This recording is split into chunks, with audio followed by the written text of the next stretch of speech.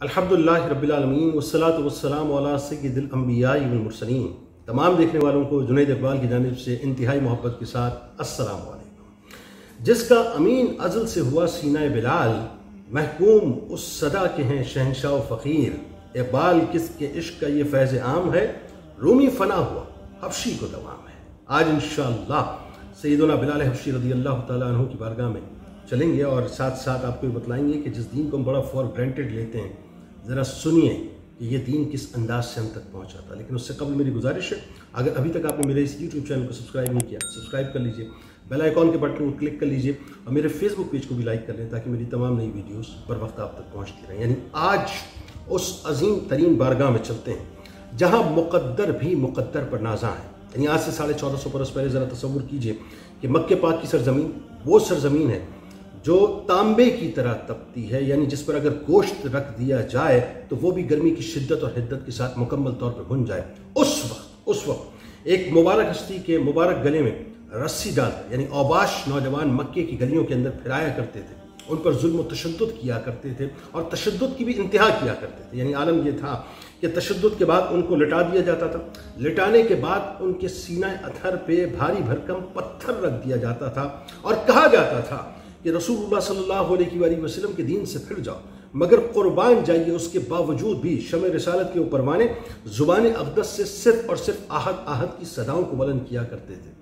आज जो 1450 साल के बाद हम दीन इस्लाम को इतना फॉर ग्रांटेड लेते हैं और दीन इस्लाम की माज़अल्लाह वक़्त नहीं समझते, कलमा हमारे घर में मौजूद है, नमाजें हम अदा करते हैं नहीं करते, कुरान की तिलावत करते हैं नहीं करते, दीन पर अमल करते हैं नहीं करते, यानी हर बात को हम फॉर ग्रांटेड लेते हैं। खुदा की इज़्ज़त व जलाल की कसम, अगर हमें सिर्फ सैयदना बिलाल हबशी रज़ियल्लाहु ताला अन्हु की कुर्बानियों का अंदाज़ा हो जाए तो हम इस दीन को अपनी पलकों का तारा बना के रखें कि अल्लाह तबारक व तआला ने हम पर कितना बड़ा इनाम किया है। नाज़रीन कराम, ज़रा सोचिए, जो अपनी बुलंद तरीन कुर्बानियों के बावजूद सरकार मदीना सल्लल्लाहु अलैहि वसल्लम से कभी कोई शिकवा नहीं करते थे। यानी आलम यह था कि कायनात के मालिक को मुख्तार की बारगाह में उन्हें ये सनद मिली कि आए बिलाल, जब तक ये दुनिया का जब तक ये दुनिया कायम है, ये बात हमेशा याद रखी जाती रहेगी कि राह इस्लाम में अजियतें और तकलीफ़ें बर्दाश्त करने वाले तुम पहले शख्स हो। यानी ये ताज भी आपके सर अक़दस पे सजा कि राह इस्लाम में जिस हस्ती ने सबसे ज़्यादा कुर्बानियाँ, यानी इस एतबार से दी कि पहले कुर्बानियाँ दी, वो सैयदना बिलाल हबशी रज़ियल्लाहु ताला अन्हु हैं कि क्या क्या सितम न ढाए थे तुझ पर उमैया ने, इक़रार हक़ से फिसली ना तेरी ज़ुबां बिलाल, मक्का आहद आहद की सदाओं से गूंज उठा, खुर्शीद इनकलाब था तेरा बयां बिलाल। बू बकर ने खरीद के ऐसे बढ़ाए दाम, बू बकर ने खरीद के ऐसे बढ़ाए दाम, दौलत अगर ज़मीं है तू आसमान बिलाल। यानी अल्लाह ताला ने आपको उन रिफ़तों से नवाजा था जिसका नाज़रीन हम तसव्वुर भी नहीं कर सकते कि दुनिया में अरबों की तादाद में मुसलमान आए और खुदा जाने महशर तक ज़ाहिर है कितने मुसलमान आएंगे, इसको कोई कैलकुलेट नहीं कर सकता। मगर खुशबख्ती और खुश नसीबी के आसमान पर, बल्कि यूँ कहिए कि मोहम्मदी आसमान पर सल्लल्लाहु अलैहि वसल्लम इंतहाई हसीन और इंतहाई रोशन सितारे हज़रत सैयदना बिलाल हबशी रज़ियल्लाहु ताला अन्हु की ज़ात अक़दस है कि जिनके सरे अक़दस पर एक ही वक्त में कई एजाज़ात का ताज सजा। एक तो ये कि शुरू में जो, यानी समझ लीजिए कि आप जब ईमान लाएं तो एक तो आप अस्साबिक़ून अल-अव्वलून की सफ़ में तशरीफ़ फरमा है और तादाद के एतबार से, यानी जब तादाद 7 हुई थी तो आप उसमें शामिल थे, उन लोगों में शामिल थे। अच्छा, दूसरी बात यह है कि अल्लाह तबारक व तआला ने आपको इतने एजाज़ात से नवाजा जिसका हम तसव्वुर भी नहीं कर सकते कि आप हर आशिक़ रसूल सल्लल्लाहु अलैहि वसल्लम की आंख के तारे हैं, आप रसूलुल्लाह सल्लल्लाहु अलैहि वसल्लम के इंतहाई प्यारे हैं। यानी जो कायनात के ख़जानों के मालिक व मुख्तार हैं, जिनको अल्लाह तबारक व तआला ने इस कायनात की जो जितने भी ख़जाने हैं उसकी कुंजियाँ अता फरमाई हैं, ज़रा सोचिए आप उनके ख़जानची थे। यानी दूसरे लफ्ज़ों में, आसान लफ्ज़ों में अगर आपको समझा दूँ, इस दौर के अंदर आप फाइनेंस मिनिस्टर्स देखते हैं ना, बिला तमसील अर्ज़ कर रहा हूँ, ज़ाहिर इनकी तो क्या औकात है, लेकिन सरकार मदीना सल्लल्लाहु अलैहि वसल्लम के फाइनेंस मिनिस्टर अगर कोई थे, उनके खजांची अगर कोई थे, ट्रेजरार अगर उनके कोई थे, तो वो सैयदना बिलाल हबशी रज़ियल्लाहु ताला अन्हु की ज़ात अक़दस थी, जो मौज़िन रसूल होने के साथ साथ इस कायनात के सबसे पहले मौज़िन भी थे। यानी इस कायनात में रहती दुनिया तक जितने भी मौज़िन आएंगे या जितने भी मौज़िन आने वाले हैं, सब के सब आप रज़ियल्लाहु ताला अन्हु की इत्तिबा करेंगे, जिनको ये आला तरीन शरफ नसीब हुआ कि कुन की कुंजी के मालिक ने خود تمام مؤذنوں کا سردار آپ ہی کو فرمایا ہے۔ ناظرین کرام، قربان جائیے سیدنا بلال حبشی رضی اللہ تعالیٰ عنہ پر کہ امیہ بن خلف کی غلامی کا توق آپ کے گلے میں تھا، لیکن وہی بات ہے کہ صدیق اکبر رضی اللہ تعالیٰ عنہ نے آپ کو خریدا، اور آپ کو خریدنے کی چاہت سرکار مدینہ صلی اللہ علیہ وآلہ وسلم کی بھی تھی، تو اس غلامی کا توق اتارا اور بکریاں چرانے والے ایک حبشی النسل غلام ایسے خوشبخت ترین بنے کہ جن کو صدیقوں کے صدیق جناب صدیق اکبر رضی اللہ تعالیٰ عنہ نے خود اپنے مال مبارک سے خرید کر بازار مصطفیٰ صلی اللہ علیہ وآلہ وسلم میں فروخت کیا، اور جن کے گلے میں امیہ بن خلف کی غلامی کا توق اتار کر، ان کے گلے سے اتار کر سرکار مدینہ صلی اللہ علیہ وآلہ وسلم کی غلامی کا توق پہنا دیا۔ خلیفہ دوم سیدنا فاروق اعظم رضی اللہ تعالیٰ عنہ آپ سے بے انتہا محبت فرمایا کرتے تھے، آپ کی بے انتہا تکریم فرمایا کرتے تھے، اور آپ کو سیدنا بلال رضی اللہ تعالیٰ عنہ یعنی اپنا سردار کہہ کر پکارا کرتے تھے۔ ذرا سوچئے کہ یہ غلامی کیسی غلامی ہے کہ اس غلامی نے آپ کو وہ شرف عطا کیا کہ فاروق اعظم رضی اللہ تعالیٰ عنہ سیدنا بلال رضی اللہ تعالیٰ عنہ کیا کہ آپ کو پکارا کرتے تھے کہ بلال تجھ پر نثار جاؤں، بلال تجھ پر نثار جاؤں کہ خود نبی نے تجھے خریدا، نصیب ہو تو نصیب ایسا، غلام ہو تو غلام ایسا۔ بات یہ ناظرین کرام کہ حبیب خدا صلی اللہ علیہ وآلہ وسلم کی خدمت گزاری وہ شرف ہے صاحب کہ اگر ان کی بارگاہ میں کسی نے وضو کا پانی بھی پیش کیا، حضرت ربیعہ بن کعب رضی اللہ تعالیٰ عنہ، تو ان کو جنت کی بشارت رسول کریم صلی اللہ علیہ وآلہ وسلم نے عطا کر دی۔ یہاں خدمت گزاری کا عالم یہ تھا سیدنا بلال رضی اللہ تعالیٰ عنہ کا کہ آپ یعنی سمجھ لیجئے کہ آپ کا مقصود حیات ہی یہ تھا کہ سرکار علیہ السلام کی خدمت کرنی ہے، ہر وقت بارگاہ نبوی صلی اللہ علیہ وآلہ وسلم میں حاضر رہا کرتے تھے۔ آپ صلی اللہ علیہ وآلہ وسلم کہیں بھی باہر تشریف لے جاتے تو خادم اور جانثار کی طرح آپ ہمیشہ ان کے ہمراہ ہوا کرتے تھے، یعنی سائے کی طرح ان کے ساتھ رہا کرتے تھے۔ عیدین کا موقع ہو یا استسقاء کا موقع ہو، کوئی بھی موقع ہو، آپ بلم لے کر ایک یوں کہہ لیجئے کہ بلا تمثیل عرض کروں، جیسے آج پروٹوکول آفیسرز ہوتے ہیں نا، کسی منسٹر کے آگے، کسی مشیر کے آگے، جبکہ ان کی مثال دینا بنتی نہیں ہے، یعنی یہ مثالیں تو ساری ہیچ ہے نا صاحب، لیکن سمجھانے کے لیے کہ جس طرح پروٹوکول آفیسرز پہلے پروٹوکول کے لیے آگے ہوتے ہیں، اسی انداز سے آپ بلم لے کر سرکار مدینہ صلی اللہ علیہ وآلہ وسلم کے آگے ایک پروٹوکول آفیسر کی طرح چلا کرتے تھے۔ یعنی سوچئے کہ کوئی مجلس ہوتی تھی، کوئی محفل ہوتی تھی، جہاں سرکار جاتے تھے سرکار علیہ السلام کے لیے پروٹوکول کو آپ سیٹ کیا کرتے تھے۔ اب ذرا مجھے یہ سمجھائیے صاحب، پھر بلا تمثیل عرض کر رہا ہوں کہ آج کوئی شخص اگر کسی مشیر کا پروٹوکول آفیسر بن جائے، کسی وزیر کا پروٹوکول آفیسر بن جائے، چھوڑ دیجئے صاحب گورنر کا، سی ایم کا، پی ایم کا یا صدر کا، تو صورتحال تو بڑی مختلف ہوتی ہے صاحب، لیکن یعنی اس کی تمکنت، اس کا کر و فر کچھ اور ہوتا ہے۔ یعنی جن کو اللہ تعالیٰ نے یہ اعزاز عطا کیا ہو کہ وہ وجہ وجود کائنات کے پروٹوکول آفیسر ہوں، ان کا مقام اور مرتبہ کیا ہوگا۔ افلاس و ناداری کے باوجود بھی آپ کو پتہ ہے، یعنی سرکار علیہ السلام سے وہ اتنی محبت کرتے تھے کہ جو کچھ بھی میسر آتا تھا اس کا ایک حصہ سرکار مدینہ صلی اللہ علیہ وآلہ وسلم کی ضیافت کے لیے آپ پیش کر دیا کرتے تھے۔ مقام و مرتبے کا یہ عالم تھا کہ یہ فضیلت سیدنا بلال حبشی رضی اللہ تعالیٰ عنہ کے نصیب کو نصیب ہوئی کہ صرف ان کے قدموں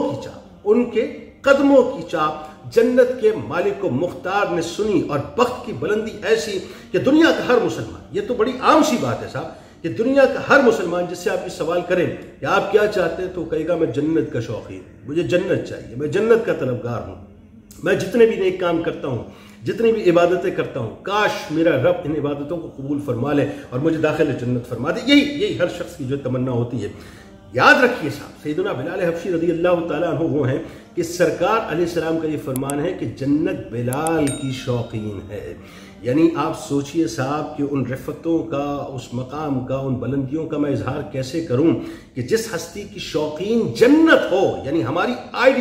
یعنی یوں کہہ لیجئے کہ اپنا جو سوچ کی جو معراج ہے وہ کیا ہے صاحب کہ ہم جنت کے طلبگار ہیں، ہمیں جنت مل جائے۔